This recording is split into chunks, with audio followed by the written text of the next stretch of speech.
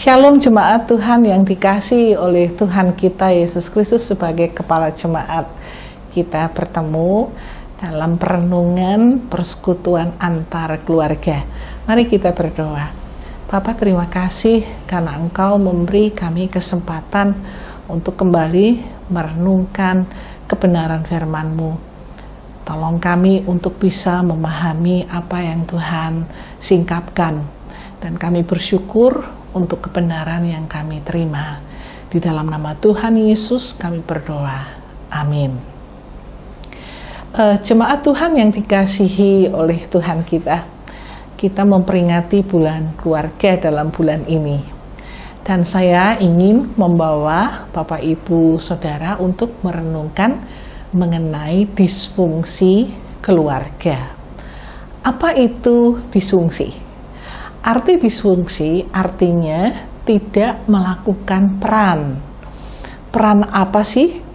Nah, kita semua ketika membangun rumah tangga memiliki peran.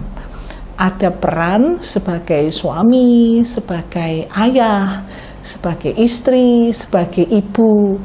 Ketika peran itu tidak dijalankan dengan baik, maka disebut disfungsi keluarga. Apakah ada efek ketika keluarga kita itu tidak melakukan perannya? Oh, besar sekali peran itu. Setidaknya dalam keluarga terjadi keadaan bahwa kebutuhan batin anggota keluarga itu tidak terpenuhi saat seseorang tidak melakukan perannya.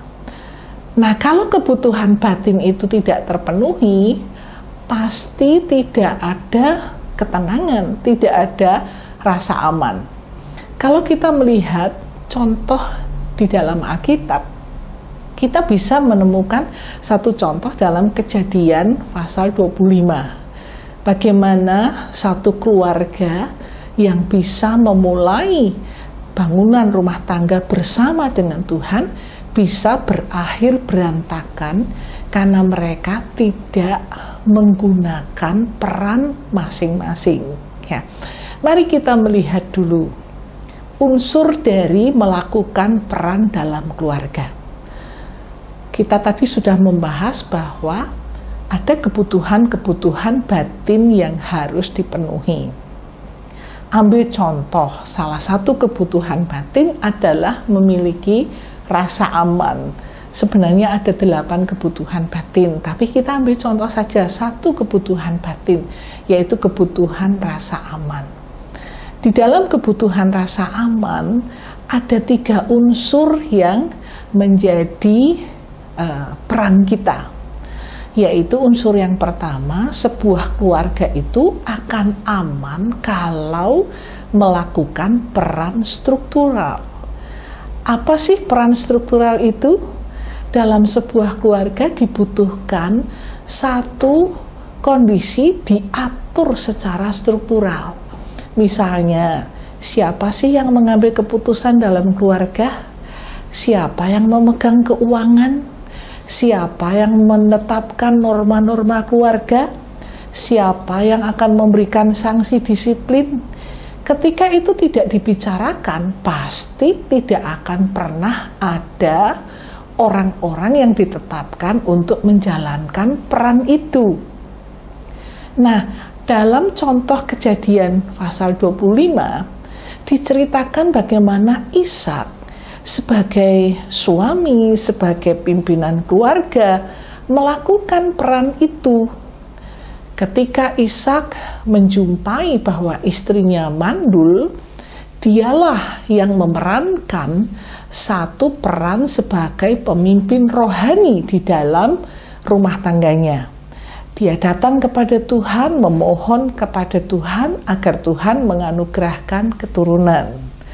Kemudian ketika istrinya mengandung dan menjadi gusar karena menderita selama mengandung, Ishak melakukan peran itu, mencari tahu mengapa istrinya sangat menderita. Dan ketika terungkap, maka Ishak bisa menenangkan istrinya, dan istrinya bertahan dalam penderitaan mengandung anak kembar dan melahirkan dengan selamat. Keluarga ini melakukan peran struktural. Nah, lalu bagaimana ketika peran struktural itu tidak dilakukan? Kita juga masih bisa melihat contoh itu dalam keluarga ini, bahwa peran struktural mereka mulai tidak diberlakukan ketika tumbuh menjadi satu keluarga. Ketika anak-anak itu lahir, maka mulai terjadi pergeseran, bahkan tidak melakukan peran struktural. Dikatakan masih dalam Kejadian 25, karakter dari Esau ditetapkan sebagai anak sulung dan Yakub ditetapkan sebagai anak bungsu. Tetapi Ribka tidak setuju. Ada intrik-intrik yang dilakukan, ada tipu muslihat yang terjadi, ada pembalasan dendam. Esau dengan karakter suka tinggal di padang dan berburu. Yakub senang tinggal di rumah, di kemah bersama ibunya. Terjadi peran yang mulai melenceng. Ada pilih kasih, ada anak kesayangan, ada blok dalam keluarga. Peran struktural itu mulai hilang. Tidak dilakukan lagi siapa yang memimpin, siapa yang memutuskan, siapa yang harus memberikan disiplin dan tindakan, bagaimana menetapkan norma, semua jadi kacau. Dan akhirnya keluarga ini menjadi berantakan. Jadi kita perlu mengetahui bahwa keluarga yang disfungsi itu memiliki akibat yang cukup fatal. Unsur yang kedua dari rasa aman adalah memiliki kestabilan. Apa artinya Bapak Ibu? Artinya stabil itu keadaan itu berjalan menetap. Dalam keluarga itu ada norma, ada aturan, ada hal-hal yang harus dijalankan. Tetapi menjalankannya harus secara stabil, artinya menetap. Tidak boleh berubah-ubah karena kondisi emosi. Tidak boleh berubah-ubah karena subjektivitas dari orang yang menjalankan. Ketika kondisi itu tidak stabil, jelas keluarga menjadi kacau. Dan itulah yang terjadi dalam keluarga Ishak dan Ribka. Bagaimana Ribka bisa memanipulasi keadaan, perasaannya tidak nyaman dengan tindakan dari Esau dan memanipulasi, mengancam Ishak untuk melarikan Yakub ke rumah Laban. Begitu juga Esau tahu dimusuhi ibunya, maka dia mengambil istri sesuai dengan keinginan ibunya.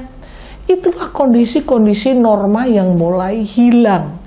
Padahal Ishak menetapkan satu norma kerohanian, kepercayaan penuh kepada Allah ayahnya, yaitu Allah Abraham. Nah, Bapak Ibu Saudara, ketika kita tidak menjalankan kestabilan norma atau aturan atau disiplin dalam keluarga kita, maka terjadilah disfungsi dalam keluarga. Dan unsur yang ketiga adalah ketenangan. Ya. Apa arti ketenangan? Untuk mendapatkan rasa aman, kita akan tenang kalau kebutuhan itu menjadi prioritas utama dibanding keinginan. Banyak keluarga yang menjadi berantakan karena lebih suka memenuhi keinginan dibanding kebutuhan. Misalnya, kebutuhan anak-anak untuk sekolah dengan segala kebutuhan biayanya harusnya menjadi prioritas dibanding misalnya keinginan untuk hangout, keinginan untuk makan enak, keinginan untuk menyalurkan hobi. Harusnya itu menjadi prioritas utama dan keinginan-keinginan itu menjadi prioritas yang terakhir. Tetapi banyak keluarga menjadi disfungsi karena lebih memenuhi keinginan. keinginan untuk beli apa-apa, beli baju, beli alat rumah tangga, dan mulai mengabaikan kebutuhan pokok, kebutuhan untuk makanan yang bergizi, kebutuhan untuk memberikan keperluan pertumbuhan anak-anak sering kali diabaikan, dan itulah yang menjadi goncangan dalam keluarga. Anak-anak tidak tenang. Mereka yang punya kebutuhan menjadi kacau, dan disitulah terjadi disfungsi keluarga. Bapak, Ibu, Saudara, sungguh merupakan kesedihan ketika rumah tangga Ishak dan Ribka dipakai sebagai contoh rumah tangga yang sempurna berakhir dengan sangat tragis. Yakub pergi meninggalkan rumah dan ibunya meninggal tanpa pernah melihat Yakub kembali. Keadaan-keadaan yang sangat menyedihkan ketika terjadi disfungsi dalam keluarga.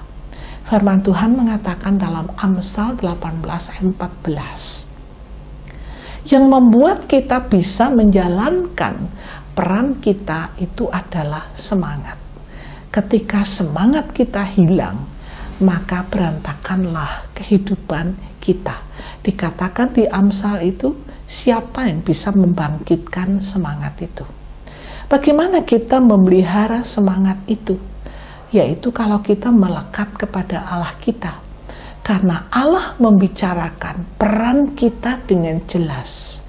Mari kita selidiki firman Tuhan yang membicarakan peran kita. Sungguh Alkitab membicarakan dengan sangat lengkap bagaimana menjadi ayah, bagaimana menjadi ibu, bagaimana menjadi suami, bagaimana menjadi istri, bagaimana bersikap sebagai anak. Semua tertulis dalam firman Tuhan. Dalam bulan keluarga ini, mari kita kembali menghayati bagaimana membangun keluarga yang baik, sehat, kuat di dalam Tuhan. Bagaimana kondisi keluarga Bapak Ibu saat ini? Renungkanlah, apakah peran struktural itu sudah dijalankan? Atau jangan-jangan belum pernah disusun? Mari perbaiki itu. Apakah kondisi stabil menjalankan norma dalam keluarga itu sudah dijalankan? Kalau itu menjadi terombang-ambing, tetapkanlah dan jalanilah hidup dengan perasaan yang aman. Apakah ketenangan sudah tercipta dalam rumah tangga? Kalau anak-anak protes, kalau suami atau istri protes, pasti dalam keluarga itu sudah terjadi salah menempatkan prioritas. Kembalilah kepada kaidah firman Tuhan. Mari kita meminimalkan disfungsi dalam keluarga kita dan menikmati satu kehidupan keluarga yang benar-benar bahagia di dalam Tuhan. Amin. Mari kita berdoa. Bapa, terima kasih untuk perenungan membahas kehidupan keluarga Ishak dan Ribka. Kami tahu Tuhan, ketika kami tidak melakukan fungsi kami, terjadi keadaan-keadaan yang menyedihkan. Kami memohon Engkau memberikan hikmat dan pertolongan-Mu, agar kami bisa menjalankan peran kami secara struktural, menetapkan peran itu dengan baik, dan memberikan kekuatan bagi kami untuk menjalankannya. Tolong kami Tuhan menciptakan suasana yang stabil di dalam keluarga, di mana kami menetapkan norma-norma rohani, norma etika dalam keluarga, dan norma-norma lainnya yang kami jalani dengan keadaan yang menetap. Tolong kami juga Tuhan bisa menetapkan prioritas di dalam keluarga, sehingga terjadi ketenangan di dalam rumah tangga. Bantu kami Tuhan menikmati keluarga di mana Tuhan hadir, memimpin, dan memberikan hikmat kepada kami. Terima kasih untuk apa yang kami dengar, dan di dalam nama Tuhan Yesus kami berdoa. Amin. Selamat Hari Keluarga.